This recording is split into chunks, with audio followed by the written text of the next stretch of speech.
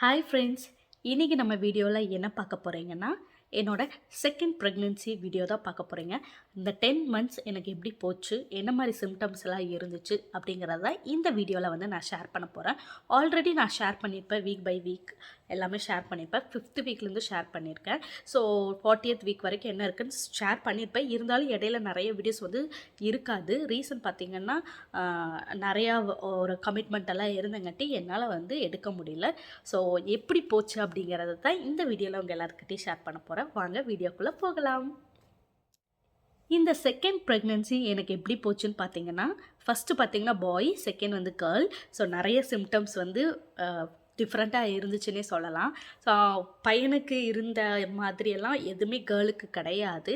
சிலது மட்டும் மேட்ச் ஆச்சு, ஃபுல்லாக வந்து மேட்ச் ஆகலை ஒரு விஷயம். ரெண்டாவது வந்து இடையில நிறைய கமிட்மெண்ட் இருந்தங்காட்டி என்னால் வீடியோ வந்து போஸ்ட் பண்ண முடியல. ஸோ அப்படி இப்படின்னு ரொம்ப ஹார்டாக தான் போச்சுன்னே சொல்லலாம் இந்த செகண்ட் ப்ரெக்னென்சி. ஸோ ஃபஸ்ட்டு வந்து நல்லபடியாக போய் நல்லா சாப்பிட்டு நல்லா ஹெல்த்தியாக இருந்தேன், எல்லாமே இருந்துச்சு. ஆனால் செகண்ட் ப்ரெக்னென்சியில் அப்படி இல்லை. ஃபஸ்ட்டு 3 மந்த்ஸ் பார்த்திங்கன்னா, ஃபஸ்ட்டு 2 மந்த்ஸில் பார்த்திங்கன்னா நான் வந்து ஒர்க்கு போயிட்டுருந்தேன். ஸோ வந்து நான் செகண்ட் மந்த் வந்து பார்க்கலாமா வேண்டாமான்றது டவுட்லேயே தான் நான் வந்து பார்த்தோன்னே பார்த்திங்கன்னா எனக்கு வந்து கன்ஃபார்ம் ஆயிருச்சு. அந்த டைமில் நான் வேலைக்கு போயிட்டுருந்தேன். என்ன வேலைன்னு பார்த்திங்கன்னா, அது ரொம்ப ரொம்ப ரொம்ப ஒரு ஹார்டான வேலை. ப்ரொடக்ஷனில் வந்து நான் மிஷின் ஆப்ரேட்டராக போயிட்டுருந்தேன். ஸோ நிறைய வெயிட் தூக்க வேண்டியது இருக்கும், நிறையா ஒர்க் பண்ண வேண்டியது இருக்கும். ஒரு செகண்ட் கேப் இல்லாமல் ஓடிக்கிட்டே இருக்கணும். மெயின் வந்து வெயிட்டுக்கு தான் அதிகமாக தூக்குற மாதிரி எனக்கு இருந்துச்சு. ஸோ வெயிட் தூக்குற மாதிரி, நகர்த்துற மாதிரி, அப்புறம் வந்து மிஷின் ஃபுல்லாக க்ளீன் பண்ணுற மாதிரி அப்படியெல்லாம் இருந்துச்சு. நான் ஃபஸ்ட்டு போன புதுசில் ஜாயின் பண்ண புதுசில் பார்த்திங்கன்னா அந்தளவுக்கு எனக்கு ஹார்ட் ஒர்க் கிடையாது. நின்றுட்டே இருக்கிறது தான், 8 ஹவர்ஸ் நிற்கிறது தான். ஆனால் வந்து அந்தளவுக்கு ஹார்டு கிடையாது. கைக்கு மட்டும்தான் வேலை இருக்கும், காலுக்கு நிற்கிற வேலை இருக்கும். மித்தபடி ஹார்ட் ஒர்க் இருக்காது. ஆஃப்டர் 2 மந்த்ஸ் கழித்து எனக்கு என்ன ஆச்சுன்னா ப்ரமோஷன் கொடுத்தாங்க மிஷின் ஆப்ரேட்டராக ஒர்க் பண்ணுறக்கும். ஸோ அந்த ஒர்க்குக்கு போய் அடுத்த ஒரு 3 மந்த்ஸ் 4 மந்த்ஸ்லேயே நான் வந்து ப்ரெக்னென்ட் ஆகிட்டேன். ஸோ அந்த ஒர்க் பார்த்திங்கன்னா நல்லா பண்ணுறேன்னு சொல்லி தந்தாங்க. ஆனால் என்னால் கண்டினியூ பண்ண முடியாது, ரீசன் வந்து நான் ப்ரெக்னென்ட் ஆகிட்டேன். ஸோ அதே மாதிரி பார்த்திங்கன்னா ரொம்ப வெயிட்டெலாம் தூக்க வேண்டியது இருந்தது. வெயிட்டெல்லாம் நகர்த்தும் போது எனக்கு சிம்டம்ஸ் தெரிஞ்சுது. என்ன மாதிரி சிம்டம்ஸ்னால், அப்பப்போ கையெல்லாம் ஊஞ்சு போயிடும், கை காலெல்லாம். ஏன்னா 8 ஹவர்ஸ் வந்து ஃபுல் அண்ட் ஃபுல் ஒர்க் இருக்கும். இடையில வந்து நிறைய சாப்பிட முடியாது. ஆஃப்டர்நூன் ஷிஃப்ட்டு போனங்காட்டி 2 to 10. ஸோ அந்தளவுக்கு தூக்கமும் இருக்காது. நான் வீட்டுக்கு வரும்போது 11 o'clock ஆயிரும். ஸோ தூக்கமும் இருக்காது. அதுங்காட்டி ரொம்ப டயர்னஸாக இருந்துச்சு. அப்புறம் வந்து அப்பப்போ வயிறு வலிச்சுக்கிட்டே இருந்தது, அடிவயிறு. சரி, எனக்கு ஒரு டவுட் இருந்துக்கிட்டே இருந்தது. ஓகே, ப்ரெக்னெண்ட்டாக இருப்போமோ அப்படின்னு. சரி, வெயிட் பண்ணி பார்க்கலான்னு சொல்லி பார்த்தா, அப்புறம் பார்த்திங்கன்னா ஒரு 10 days ஆச்சு. ஆனோன்னு பார்க்கலாமான்னா, இல்லை இன்னி கொஞ்சம் நாள் ஆகட்டும் பார்ப்போம் அப்படின்னு சொல்லிட்டு விட்டுட்டேன். ஏன்னா பார்த்து இல்லாமல் போயிடுச்சுன்னா ரொம்ப கஷ்டமாக இருக்கும் அப்படின்னு சொல்லிட்டு. ஏன்னா பையனுக்கு அப்புறமே நான் ஒரு ஆஃப்டர் ஒரு 3 years கழிச்சு நான் ரொம்ப பார்த்துக்கிட்டே இருந்தேன், அடிக்கடிக்க பார்ப்பேன். ஸோ இல்லைங்கிறப்ப ரொம்ப கஷ்டமாக இருக்கும்னு சொல்லிட்டு விட்டுட்டேன். சரி, இந்த தடவை 2 மந்த்ஸ் ஆகட்டும், அப்புறம் பார்த்துக்கலாம் அப்படின்னு சொல்லிட்டு. இப்போ ஒரு நாள் பார்த்திங்கன்னா நிறைய சிம்டம்ஸ் எனக்கு தெரிய ஆரம்பிச்சது. தலை சுற்றுதல், வாந்தியெல்லாம். ஆக்சுவலாக எனக்கு வந்து எல்லா டைமும் ஃபஸ்ட்டு ப்ரெக்னென்சிலையும் பார்த்திங்கன்னா ஃபுல் அண்ட் ஃபுல் எனக்கு வாமிட்டே கிடையாது. கரெக்டாக அந்த பல்லு விளக்கும்போது மட்டும்தான் எனக்கு வாமிட் வரும். அதே மாதிரி எனக்கு வந்து பல்லு விளக்கும்போது வாமிட் வந்துச்சு. ஸோ அப்புறம் பல்லுலெல்லாம் நிறைய ரத்தமெல்லாம் வர ஆரம்பிச்சது. சரி, நான் யோசித்தேன், சரி மேபி இருக்கலாமோ அப்படின்னு சொல்லிட்டு பார்த்துருவோம். ஏன்னா நம்ம செய்கிற ஒர்க்கு ஹார்ட் ஒர்க்கு, இது தெரியாமல் போய் அபார்ஷன் ஆயிடுச்சுன்னா என்ன ஆகும் அப்படின்னு சொல்லிட்டு ஒரு நாள் வந்து டெஸ்ட் பண்ணி பார்த்தேன். மார்னிங் டைமில் வந்து டெஸ்ட் பண்ணி பார்த்தப்போ வந்து கன்ஃபார்ம் ஆகிருந்தது. கன்ஃபார்ம் ஆன உடனே ஹஸ்பண்ட் கிட்ட வந்து சொன்னேன். அப்போ வந்து மாமியாரும் இருந்தாங்க ஊரில், இங்கே இருந்தாங்க ஆஸ்திரேலியாவில். ஸோ கன்ஃபார்ம் ஆனதுக்கப்புறம் சரி ஓகேன்னு சொல்லி கம்பெனியில் வந்து 2 மணி நேரம் பெர்மிஷன் கொடுங்க அப்படின்னு சொல்லி கேட்டு ஹாஸ்பிட்டல் போய் அவங்க வந்து கன்ஃபார்ம் பண்ணேன். அங்கே ஒருக்கா போய் காமிச்சா, அப்புறம் அவங்க வந்துட்டு நீங்களே பார்த்துட்டிங்கல்ல, ஒன்றும் பிரச்சனை இல்லை அப்படின்னு சொல்லிட்டாங்க. சொன்ன உடனே கரெக்டாக நான் வந்து வெள்ளிக்கிழமை பார்க்குறேன் ஒர்க்கு. ஸோ வெள்ளிக்கிழமை தான் நான் வந்து போய் டாக்டரையும் பார்த்தோன்னே மண்டேலேருந்து வரல அப்படி சொல்லிட்டு. அன்றைக்கும் எனக்கு ஷிஃப்ட்டு பார்த்திங்கன்னா ஒரு 2 hours 3 hours ஷிஃப்ட்டு தான் கொடுத்துருந்தாங்க. போனதுலேருந்து ஒரு 3 hours பண்ணுற மாதிரி தான் இருந்தது. 2 to 10 போயிட்டுருந்தேன். ஸோ அந்த டைமில் நான் 3 to 6 வரைக்கும் தான் அன்றைக்கி ஒர்க் இருக்குதுன்னு சொல்லிட்டாங்க. அப்புறம் அதே மாதிரி சீக்கிரம் வந்துட்டேன். வந்த உடனே பார்த்திங்கன்னா சரி மண்டே வந்து நான் வரல அப்படின்னு சொல்லிட்டு ஒரு டெக்ஸ்ட் பண்ணி எல்லாத்துக்கிட்டையும் சொல்லிட்டேன், சூப்பர்வைசர் எல்லாத்துக்கிட்டையும். அவங்களாம் ரொம்ப இது பண்ணாங்க, நீ நல்லா ஒர்க் பண்ணுற பொண்ணு வரலையேன்னு. இப்போ எனக்கும் கொஞ்சம் கொஞ்சம் கஷ்டம் இருந்தது. ஏன்னா அந்த டைமில் மூட் ஸ்விங்கெல்லாம் வரும்னு சொல்லுவாங்க.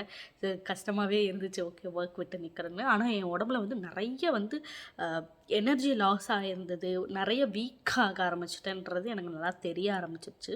அதுக்கப்புறம் சரி ஓகே அப்படின்ட்டு வீட்டில் ரெஸ்ட் எடுக்க ஆரம்பித்தேன். அப்போ அவங்க வந்து ஃபஸ்ட்டு பிளட் டெஸ்ட் ஸ்கேனு கொடுத்துருந்தாங்க. அப்போ பார்க்கும்போது என்ன ஆயிடுச்சுன்னா அயன் லெவல் வந்து ரொம்ப லோவாக இருக்குது. ஸோ நீங்கள் வந்து அயன் டேப்லெட் கம்பல்சரி எடுத்தாகணும். நம்ம ஊர் மாதிரி வந்து இங்கே வந்து ரொம்பலாம் வந்து ஃபோர்ஸ் பண்ண மாட்டாங்க எந்த ஒரு விஷயத்துலையும். ஸோ அதே மாதிரி எடுத்தோன்னே சர்ஜரிக்கு போக மாட்டாங்க. அந்த மாதிரி நல்ல விஷயங்கள்லாம் இங்கே பண்ணுவாங்க. ஸோ அதுங்காட்டி என்கிட்ட அயன் டேப்லெட் நீங்கள் எடுத்துக்கணும் அப்படிங்கிற மாதிரி மட்டும் சொன்னாங்க. இதெல்லாம் எனக்கு தரல. கால்சியம்லாம் அவ்வளோக்கா தரல, மல்டி விட்டமின் தந்தாங்க. மேபி வேணா எடுத்துக்கலாம் அப்படின்னாங்க. நான் சொன்னேன் எனக்கு மாத்திரை வந்து சேராது அப்படின்னு சொன்னேன். அப்புறம் பார்த்தா எனக்கு ஒரு 3 மந்த்ஸ் வந்து இந்த வாமிட்டிங் சென்ஸ் இருந்துக்கிட்டே இருந்தது. அப்பப்போ பல் விளக்கும் போது மட்டும் வாமிட் எடுத்துகிட்டே இருப்பேன். அந்த பித்த வாந்தின்னு சொல்லுவாங்க, மஞ்சளாக வரும், காலையில் வெறும் வயிற்றுல வந்து வரும். அப்போ வந்து ரொம்ப கஷ்டப்பட்டேன். என்னென்னு பார்த்தீங்கன்னா எனக்கு ஃபஸ்ட்டு சி செக்ஷனுங்கிறங்காட்டி ரொம்ப வந்து அடிவயிறெல்லாம் வலிக்க ஆரம்பிச்சிடும், இழுத்து பிடிச்சி வலிக்க ஆரம்பிச்சிடும். அதுக்கப்புறம் பார்த்திங்கன்னா அந்த அயன் லெவல் லோ ஆக ஆக என்ன ஆகுதுன்னா எனக்கு கை காலெல்லாம் ஓஞ்சு போய் 10 நிமிஷத்துக்கு மேலே நிற்க முடியாமல் போகிற மாதிரியெல்லாம் ஆகிட்டு இருந்தது. 3 மாதம் அப்படி இப்படின்னு போச்சு. அதுக்கப்புறம் பார்த்திங்கன்னா இடையில உடம்பு சரியில்லாமல் போகுது, அப்புறம் மறுபடியும் ஆகுது. அந்த மாதிரி ரொம்ப படாத பாடுபட்டுட்டேன் இந்த ப்ரெக்னென்சியில். அந்த மாதிரி உடம்பு சரியில்லாமல் ஒரு வாரம் உடம்பு சரியில்லாமல் போகும். வெயிட்டுமே நான் அந்தளவுக்கு ஏறலைன்னே சொல்ல. கரெக்டாக 8 to 9 kgs ஏறினேன். போன தடவை வந்து 10 kgs ஏறினேன். ஆனால் அது லாஸ்ட் மினிட்ல, இப்போ இந்த செகண்ட் ப்ரெக்னென்சியில் வந்து லாஸ்ட் மினிட்ல தான் ஏறினேன்னு சொல்லலாம். ஃபஸ்ட்லேலாம் ஒன்றுமே இல்லை, காய்ச்சல் வந்துகிட்டே இருந்தது ஃபஸ்ட்டு 3 மாதம். 4th month 5th monthல வந்து நான் வந்து கோர்ஸ் முடிச்சிருந்தேன். ஸோ ப்ரெக்னென்சிக்கு முன்னாடி கோர்ஸ் ஒன்று முடிச்சிருந்தேன். ஸோ அதுக்கு எனக்கு பிளேஸ்மெண்ட் போகணும் அப்படிங்கிறது வந்து இருந்துச்சு. சரி நம்ம பிளேஸ்மெண்ட் போய் பார்ப்போம் 2 days. ரொம்ப ஹார்டாக இருந்துச்சுன்னா போக வேண்டாம்னு சொல்லி விட்டாச்சு.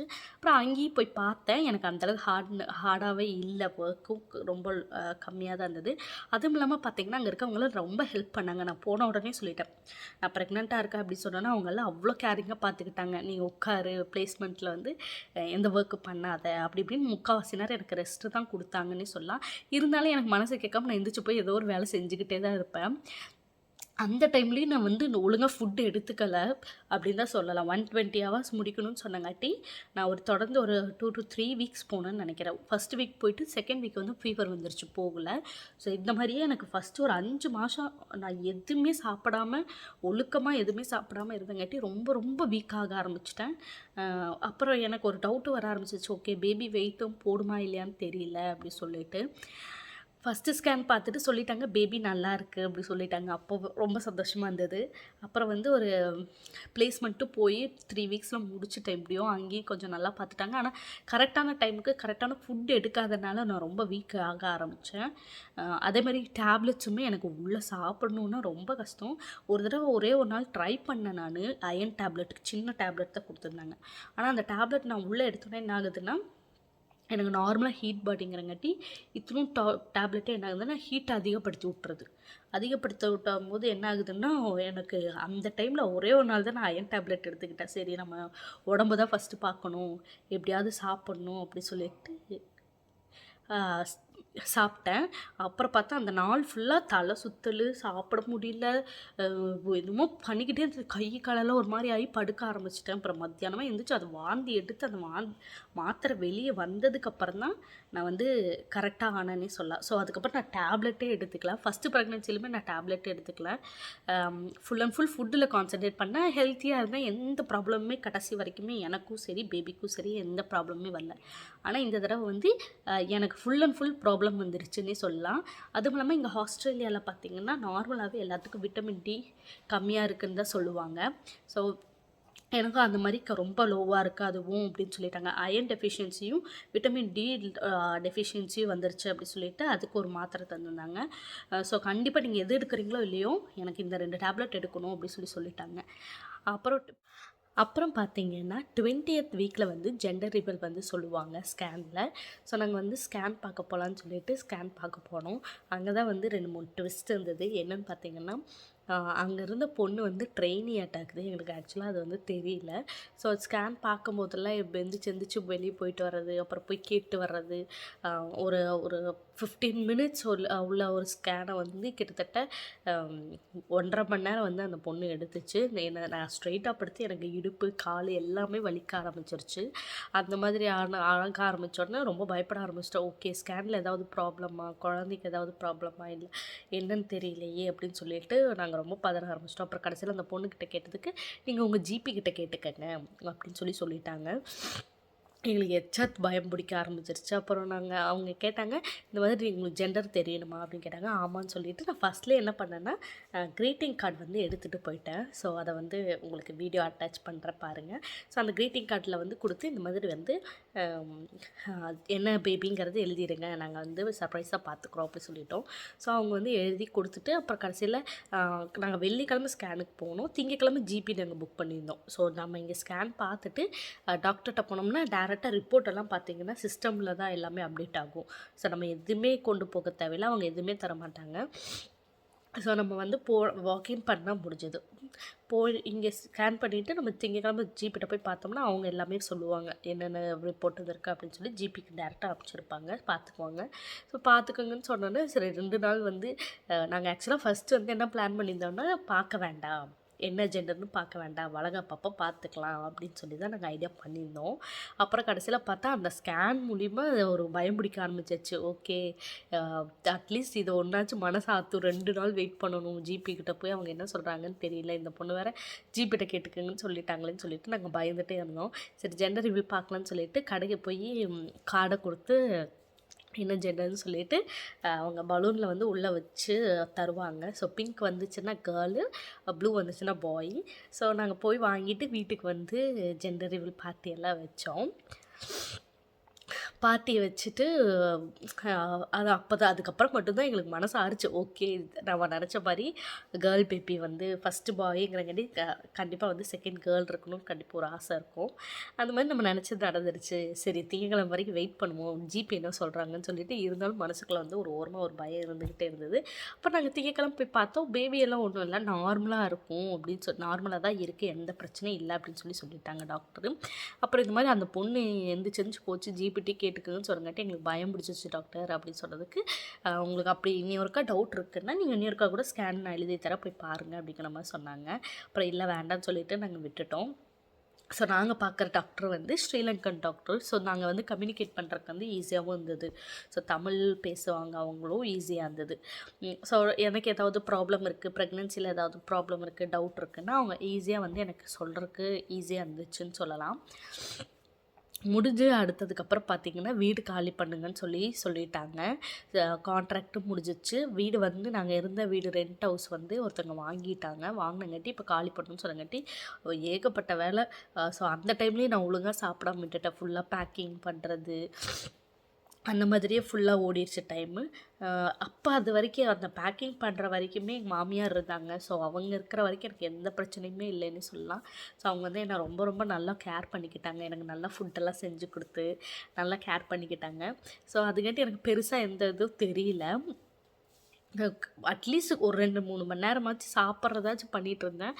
அதுக்கப்புறம் சுத்தமாக சாப்பிடவே இல்லை. அவங்க வந்து கிளம்புன அடுத்த செகண்ட் பார்த்திங்கன்னா எங்களுக்கும் இங்கே வீடு பார்க்கணும், ரொம்ப ஃபோர்ஸாக பார்க்கணுங்கிற மாதிரி ஆயிடுச்சு. டைம் நெருங்கிடுச்சு ரொம்ப. அப்புறம் பேக்கிங்கெல்லாம் முடிச்சுட்டு நாங்கள் வீடை காலி பண்ணி வரப்போ எங்கள் அம்மா வந்துட்டாங்க. ஊர்லேருந்து எங்கள் அம்மா வந்தாங்க. ஸோ வந்தோடனே அங்கேருந்து இங்கே செட்டில் ஆகி வந்து இங்கே செட்டில் ஆகி எல்லா பேக்கிங்கெல்லாம் பிரித்து அதை இடத்துல வச்சு செட்டில் ஆகிறக்குள்ளவே கிட்டத்தட்ட 9வது மாதமே வந்துருச்சுன்னே சொல்லலாம். ஸோ 7வது மாதத்தில் வளகாப்பு வைக்காதனால 9வது மாதத்தில் வளகாப்பு வைக்கலாம் அப்படிங்கிற மாதிரி ஐடியா பண்ணியிருந்தோம். அதுக்கு முன்னாடி என்னாச்சுன்னா மறுபடியும் ஒருக்கா எனக்கு அயன் டெஃபிஷியன்சி இருந்தங்காட்டி என்னாச்சுன்னா அடிக்கடிக்க பிளட் டெஸ்ட் எடுக்க சொல்லிக்கிட்டே இருந்தாங்க. ரொம்ப லோவாகிடுச்சுன்னா டெலிவரி அப்போ வந்து ரொம்ப ப்ராப்ளம் ஆயிரும் அப்படிங்கிற மாதிரி சொன்னாங்க. அப்போது கடைசியாக டாக்டர் சொன்னாங்க, இதுதான் லாஸ்ட்டு, இதில் வந்து நீங்கள் மறுபடியுமே லோவாக இருக்குன்னா நாங்கள் வந்து அயன் இன்ஃப்யூஷன் பண்ணுவோம் அப்படிங்கிற மாதிரி சொல்லிட்டாங்க. ஸோ அயன் இன்ஃப்யூஷன்னா பிளட் வந்து உள்ளே வந்து அனுப்புவாங்க. ஸோ ரொம்ப பிளட் லெவல் கம்மியாக இருக்குங்காட்டி ஜிபி கிட்டேருந்து ஒரு 5 மாதம் 6 மாதம் வரைக்கும் ஜிபி கிட்ட பார்த்தோம். அதுக்கப்புறம் பார்த்திங்கன்னா பெரிய ஹாஸ்பிட்டல் அப்படின்னு சொல்லிட்டு ஒரு ஒரு சபபுக்கு ஒரு ஹாஸ்பிட்டல் வரும். ஸோ இந்த சபபுக்கு இந்த ஹாஸ்பிட்டல் வரும் அப்படின்னு இருக்கும். ஸோ அந்த மாதிரி எனக்கு ஒரு ஹாஸ்பிட்டல் கொடுத்துருந்தாங்க. அதில் போய் டாக்டர் பார்ப்போம். இப்போ வந்து நம்ம ஊராக இருந்ததுன்னா ஒரே ஒரு டாக்டர்னால் ஒரு டாக்டர் லாஸ்ட் வரைக்கும் பார்ப்போம். ஆனால் இங்கே அப்படி இல்லை, ஒவ்வொரு டைம் ஒவ்வொரு டாக்டர் பார்க்குற மாதிரி இருக்கும். ஆனால் ஃபைலு சிஸ்டம்லாம் அவங்க பார்த்துக்குவாங்க. எல்லாத்துக்கிட்டையும் நம்ம ஃபைலும் போகும், சிஸ்டம்லேயும் நம்மளோட இதெல்லாமே அப்டேட் ஆகிருக்கும். ஸோ ஒரு 20th வீக் ஸ்கேனுக்கு அப்புறம் நான் வந்து அந்த பெரிய ஹாஸ்பிட்டலில் போய் டாக்டர்லாம் பார்க்க ஆரம்பிச்சிட்டேன். ஸோ அவங்க சொன்னாங்க, நான் பார்த்த டாக்டர் வந்து ஆஃப்ரிக்கன் டாக்டர். ஸோ நல்லா பார்த்தார் அவர். ஒரு 2-3 டைம் அவர் தான் பார்த்தாரு. அப்புறம் மித்த டைம்லாம் வேறு டாக்டர் பார்த்தாங்க. ஸோ அவங்க சொன்னாங்க இந்த மாதிரி அயன் இன்ஃப்யூஷன் பண்ணி தான் ஆகணும் அப்படின்ட்டாங்க. சரி ஓகே, மாத்திரையே என்னால் எடுத்துக்க முடியாத ஸ்டேஜுக்கு ஓகே அப்படின்னு சொல்லிட்டு நான் அயன் இன்ஃப்யூஷனும் பண்ணிட்டேன். See, I go, if that's the case, I say yes. Like, it's not anecdotal when everyone has the same experience. Means their studies weren't good enough. That's what it means.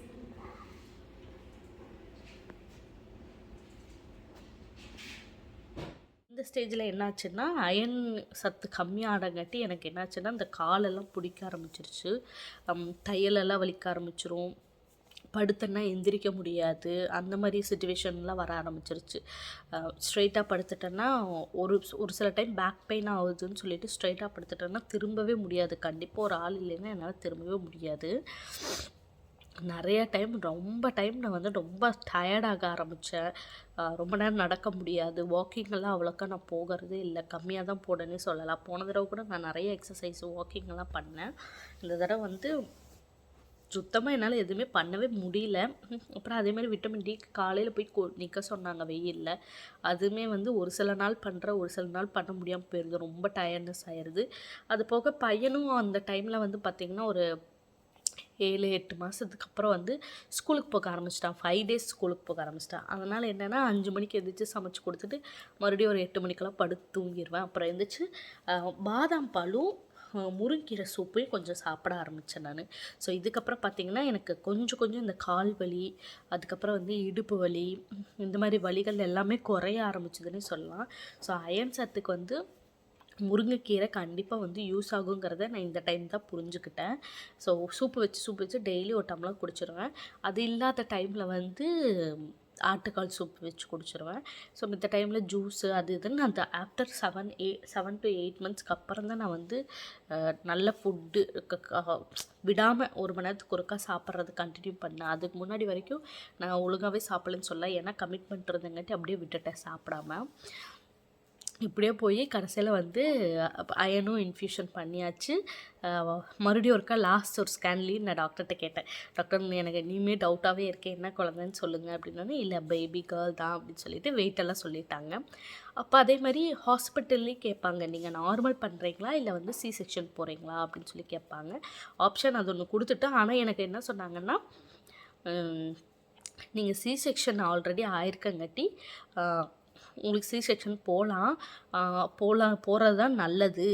ஆனால் 90ல் 1% உள்ள பீப்புளுக்கு வந்து என்ன ஆகும்னா push பண்ணும்போது தையல் பிரியறதுக்கான chances இருக்குது.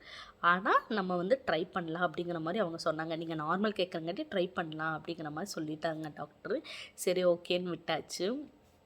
மனசு அதில் கொஞ்சம் ஆறுதல் அடைஞ்சிது. அதுக்கப்புறம் பார்த்திங்கன்னா அயனும் ஓகே, இப்போ இன்ஃப்யூஷன் பண்ணங்காட்டி பரவாயில்ல அப்படின்னு சொல்லிட்டாங்க. ஆனால் நம்ம ஊர் மாதிரி அடிக்கடிக்கு இந்த பிபி செக் பண்ணுவாங்க. ஒவ்வொரு டைம் ஹாஸ்பிட்டல் போகும்போது பிபி செக் பண்ணுவாங்க, பாப்பாவோட ஹார்ட் பீட் அவ்வளோதான் செக் பண்ணுவாங்க. எனக்கு எவ்வளோ வெயிட் அதிகமாக இருக்குது இதெல்லாம் ஒரு நாள் கூட செக் பண்ணதே இல்லை. நம்ம ஊராக இருந்தால் போன உடனே நான் எவ்வளோ வெயிட் அதிகமாக இருக்கேன் எல்லாமே செக் பண்ணுவாங்க.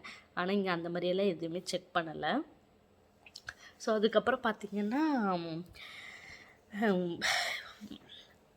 வளகாப்பு வந்துச்சு. ஸோ வளகாப்பில் வந்து ரொம்ப சரி நம்ம ஃப்ரெண்ட்ஸ் எல்லாம் கூப்பிட்டு செலிப்ரேட் பண்ணணும்னு சொல்லிட்டு நாங்கள் வந்து வீட்லேயே தான் வச்சுருந்தோம்.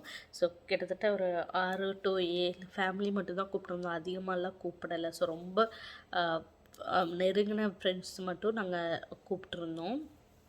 கூப்பிட்டு சிம்பிளாக முடிச்சிடலாம் அப்படின்னு சொல்லிட்டு அந்தப்போ ஜெண்டர் ரிவலும் வச்சிடலான்னு சொல்லிட்டு. ஸோ இது ஃபாரினுங்கிறங்காட்டி எல்லோரும் கேட்க ஆரம்பிச்சிட்டாங்க, என்ன பேபி என்ன பேபி. இருந்தாலும் என் மனசுக்குள்ளே வந்து டெலிவரி வரைக்குமே எனக்கு வந்து ஒரு ஒரு மனசுக்குள்ளே வந்து இல்லை பாயா ஆயிருமோ, பாயாக தான் இருக்குமோ அப்படிங்கிற ஒரு பயம் இருந்துக்கிட்டே தான் இருந்துச்சுன்னே சொல்லலாம்.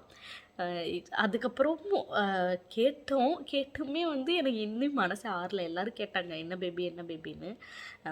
பேபி கேர்ள்னு சொல்லவும் முடியல, இருந்தாலும் மனசுக்குள்ள எல்லாத்துக்கிட்டையும் இல்லைங்க, இருந்தாலும் எனக்கு டவுட்டில் இருக்குது அப்படின்னு சொல்லிகிட்டே இருந்தேன். ஸோ நாங்கள் வந்து அப்போ வளகாப்பப்பவும் சொல்லி ஜெண்டர் ரிவீல் பார்ட்டி வச்சுருந்தோம். ஸோ எல்லோரும் வந்து கேர்ள் கேர்ள் கேர்ள் தான் எல்லாருமே சொல்லிட்டு இருந்தாங்க. அதே மாதிரி கேர்ளு தான் வந்துச்சு. அதப்போலாம் செம்மையாக என்ஜாய் பண்ணேன்னு சொல்லலாம். அதுலேருந்து பார்த்திங்கன்னா டேட்டு வந்து எனக்கு ஏப்ரல் 13ஆந்தேதி டேட் கொடுத்துருந்தாங்க.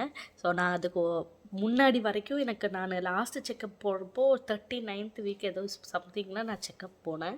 செக்கப் போனப்போ டாக்டர்கிட்ட வந்து நான் கேட்டேன், முன்னாடியே வந்து அட்மிட் ஆகிக்கலாமா அப்படின்னு சொல்லி கேட்டதுக்கு அவங்க என்ன சொன்னாங்கன்னா, முன்னாடியெல்லாம் அட்மிட் ஆகிறதுக்கு நாங்கள் விடமாட்டோம். நாங்கள் வந்து ஒன்றா உங்களுக்கு பெயின் வரணும், இல்லைன்னா நாங்கள் 40th 41 கூட இங்கே வெயிட் பண்ணுவாங்கன்ற மாதிரி சொன்னாங்க. அப்புறம் சரி ஓகேன்னு சொல்லிவிட்டு வலி வரும் நாங்களும் லாஸ்ட் வரைக்கும் வெயிட் பண்ணி பார்த்தா வரவே இல்லை. ஏப்ரல் 13 வலி வராமல் அட்மிட் ஆக சொல்லி அப்புறம் தான் பேபி பிறந்துச்சு. ஸோ இப்படி தான் என்னோடய ஃபுல் அண்ட் ஃபுல் ப்ரெக்னென்சி வந்து ரொம்ப என்ன சொல்கிறது, ரஷ்ஷாகவே போச்சுன்னே சொல்லலாம். ரொம்ப ஸ்பீடாக போயிட்டே இருந்தது. போன தடவைன்னா நல்லா ரெஸ்ட் எடுக்கிறதுக்கு டைம் இருந்தது, சாப்பிட்றதுக்கு டைம் இருந்துச்சு, நிறைய ஆக்டிவிட்டீஸ் எல்லாம் பண்ணேன். பாப்பாவுக்கு வந்து அந்தளவுக்கு நான் பண்ணலைன்னு சொல்லலாம். ஸோ ஃபஸ்ட்டில் மட்டும் இந்த டார்ச் லைட் கேமு, அதுக்கப்புறம் சின்ன சின்ன ஸ்டோரி டைமு, அந்த மாதிரியெல்லாம் பையன் கூட பேசும்போது டைம் ஸ்பெண்ட் பண்ணுவேன், பேர் வச்சு கூப்பிடுவேன். அந்த மாதிரி சில விஷயங்கள் மட்டும்தான் என்னால் பண்ண முடிஞ்சது. நிறைய விஷயங்கள் வந்து இந்த ப்ரெக்னென்சியில் என்னால் கான்சன்ட்ரேட் பண்ண முடியலன்னே சொல்லலாம். ஒரு 6 months 7 months வரைக்கும் எனக்கு ஃபுல் அண்ட் ஃபுல் ஒர்க்லேயே இருந்தங்காட்டி அது இதுன்னு பிளேஸ்மெண்ட்டு, வீடு சேஞ்ச் பண்ணுறது, ஃபஸ்ட்டு ஒர்க் போனது, அந்த இதுலேயே ஓடுனங்காட்டி எனக்கு இதுக்கெல்லாம் டைம் ஸ்பெண்ட் பண்ணுறக்கே சுத்தமாக டைமே இல்லைன்னே சொல்லலாம். அதே மாதிரி அந்தளவுக்கு நான் வெயிட்டு கெயின் ஆகலைன்னு சொல்லலாம். ஸோ ஃபுட்டுமே அந்தளவுக்கு எடுத்துக்கலைன்னு சொல்லலாம். அதோட எஃபெக்ட்டு வந்து இப்போ பின்தொடர்ந்து வந்துகிட்டே இருக்குன்னு சொல்லலாம். பாடியில் வந்து நிறைய வீக்னஸ் தெரியுது, டயர்னஸ் ஆகிறதெல்லாம் தெரியுது. ஸோ இப்படி தான் என்னோடய ப்ரெக்னென்சி ஃபுல்லாக போச்சுன்னே சொல்லலாம். அவ்வளோதாங்க, என்னோடய ப்ரெக்னென்சி இப்படி தான் ஃபுல் அண்ட் ஃபுல் போச்சுன்னே சொல்லலாம். ஸோ இந்த வீடியோ வந்து சில இன்ஃபர்மேஷன்ஸ் உங்கள்கிட்ட நான் ஷேர் பண்ணியிருப்பேன்னு நினைக்கிறேன்.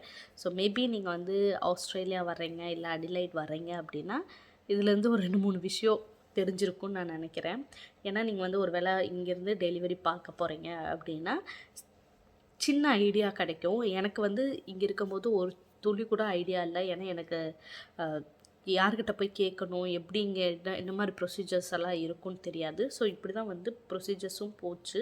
ஸோ அதே மாதிரி டெலிவரியும் எந்த மாதிரி போச்சு அப்படிங்கிறத உங்கள் எல்லாருக்கிட்டையும் நான் ஷேர் பண்ணுறக்கூடிய விரைவில். உங்கள் எல்லாருக்கும் இந்த வீடியோ பிடிச்சிருக்குன்னு நினைக்கிறேன். பிடிச்சிருந்தா கண்டிப்பாக லைக் பண்ணி ஷேர் பண்ணுங்கள், மறக்காமல் சப்ஸ்கிரைப் பண்ணுங்கள். Thank you so much.